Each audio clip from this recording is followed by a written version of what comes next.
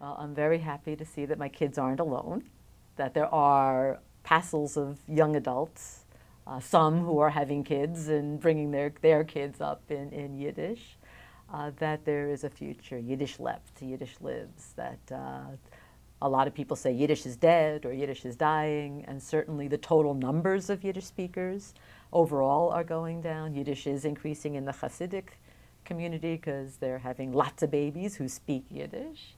But in terms of a secular community, there are young people who are creating Yiddish Svivas, Yiddish neighborhoods.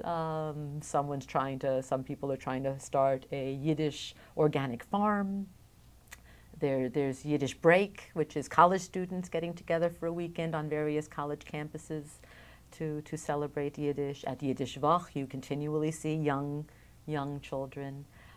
And so I am very hopeful that Yiddish may be not on the scale that it was before World War II, but and it might be a different Yiddish, just as each generation has to figure it out for themselves. It might not be my Yiddish, it might not be my grandparents' or my parents' Yiddish, it'll be their Yiddish, but that it will continue in Yiddish Lebt.